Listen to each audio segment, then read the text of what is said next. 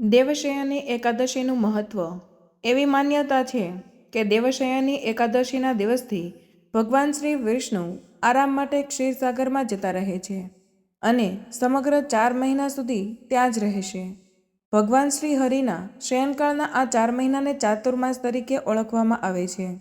આ 4 મહિનામાં શ્રાવણ, ભાદરવો, આસો અને કારતક માસનો સમાવેશ થાય છે.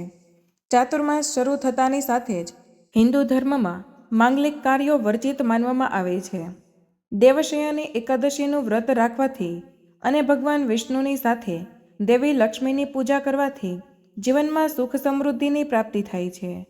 હિન્દુ કેલેન્ડર પ્રમાણે અષાઢ મહિનાના સુદ પક્ષની એકાદશીને દેવશયની એકાદશી કહેવામાં આવે છે.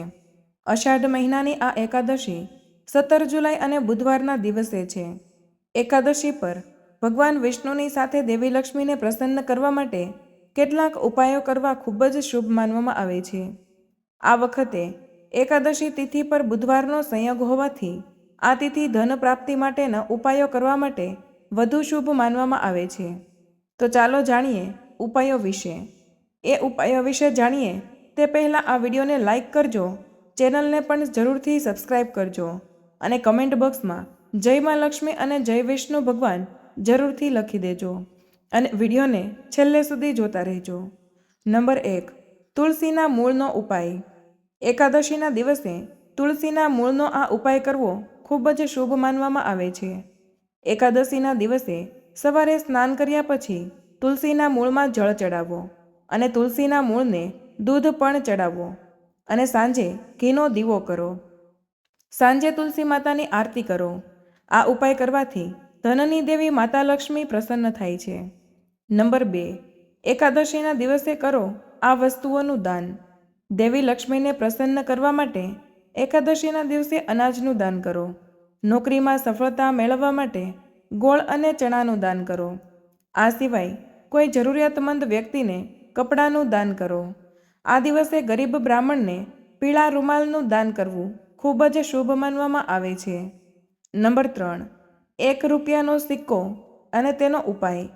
એકાદશીના રાત્રે ભગવાન વિષ્ણુના ફોટાની પાસે 1 રૂપિયાનો સિક્કો રાખો. આ સિક્કાને ત્યાં આખી રાત છોડી દો. બીજા દિવસે સવારે આ સિક્કો લઈને તેને લાલ કપડામાં બાંધી લો અને તેને તમે ત્યાં પૈસા રાખો છો ત્યાં રાખો. આ ઉપાય કરવાથી દેવી લક્ષ્મી તમારા પર પ્રસન્ન થાય છે અને તમારા ઘરમાં ક્યારેય પૈસા અને અનાજની કમી નથી આવતી. નંબર 4. દેવી લક્ષ્મીને ચડાવો આ ફૂલ. માતા લક્ષ્મીને કમળનું ફૂલ ખૂબ જ પ્રિય છે.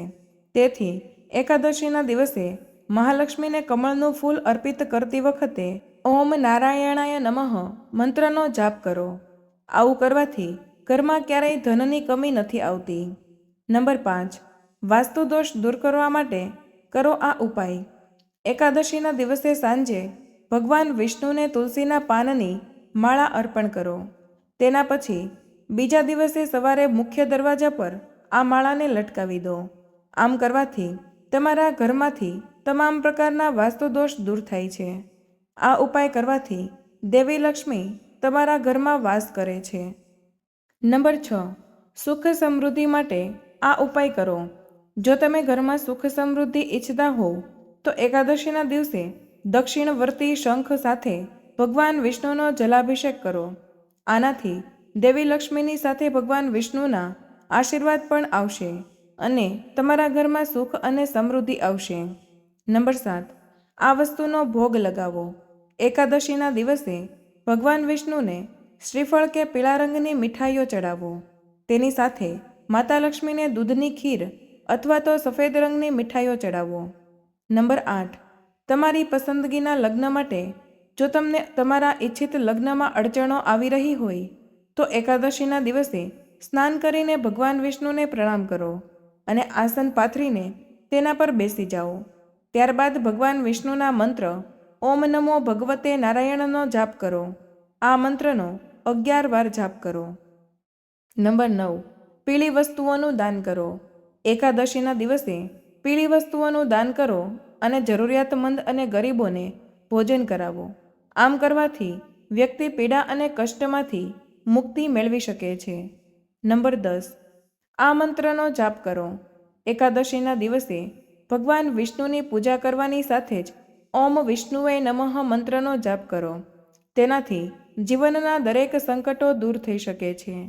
નંબર 11, જીવનની સમસ્યાઓ ઉકેલવા માટે એકાદશીના દિવસે પૂજા દરમિયાન ભગવાન વિષ્ણુને કેસરવાળા દૂધનો અભિષેક કરો. આમ કરવાથી દરેક પાપોમાંથી મુક્તિ મળે છે તેમજ જીવનની તમામ સમસ્યાઓ દૂર થઈ જાય છે. નંબર 12, એકાદશીના દિવસે પાણીમાં આમળાનો રસ ભેળવીને સ્નાન કરવાથી સાધકને પુણ્યફળ મળે છે અને તેના જીવનમાં આવતી સમસ્યાઓ દૂર થાય છે. શાસ્ત્રોમાં કહેવામાં આવ્યું છે કે એકાદશી વ્રતના દિવસે ભગવાન વિષ્ણુ સહસ્ત્ર નામનો પાઠ અવશ્ય કરવો. એવું માનવામાં આવે છે કે આ કરવાથી સુખ અને સમૃદ્ધિ આવે છે. નંબર 13, દાંપત્ય જીવનમાં ખુશીઓ લાવવા માટે એકાદશીના દિવસે સ્નાન વગેરે કર્યા પછી સ્વચ્છ વસ્ત્રો પહેરીને તુલસીના છોડની પૂજા કરવી જોઈએ. તમારા સારા દાંપત્ય જીવન માટે તુલસીને પ્રાર્થના કરો. તેનાથી તમારા વિવાહિત જીવનમાં મધુરતા જળવાઈ રહેશે. નંબર 14, એકાદશી વ્રતના દિવસે ભગવાન વિષ્ણુની સાથે દેવી લક્ષ્મીની પૂજા કરવાની પરંપરા છે. આ ખાસ દિવસે દેવી લક્ષ્મીને સમર્પિત શ્રી સૂક્તનો પાઠ કરવાથી દેવી લક્ષ્મી પ્રસન્ન થાય છે અને જીવનમાં આર્થિક સમસ્યાઓ દૂર થાય છે. ભગવાન વિષ્ણુની કૃપા મેળવવા અને પિતૃના આશીર્વાદ મેળવવા માટે યોગ્ય પૂજા કરો. ઘરમાં સ્થાપિત ભગવાન વિષ્ણુની પ્રતિમા અથવા તો ફોટાની સામે ગીતાનો પાઠ કરો. આમ કરવાથી પિતૃઓ પ્રસન્ન થાય છે અને તેમના વંશજોને આશીર્વાદ આપે છે. મિત્રો, જો આ વિડીયો તમને પસંદ આવ્યો હોય તો વિડીયોને લાઈક કરજો, ચેનલને સબસ્ક્રાઈબ કરજો અને બાજુમાં આપેલા આઇકોનને પ્રેસ કરીને ઓલ ઉપર સિલેક્ટ કરી લેજો, જેથી તેમની વિડીયોની નોટિફિકેશન સૌથી પહેલાં મળતી રહે. અને કમેન્ટ બોક્સમાં જય માતા લક્ષ્મી અને વિષ્ણુવે નમઃ લખવાનું ભૂલતા નહીં. ધન્યવાદ.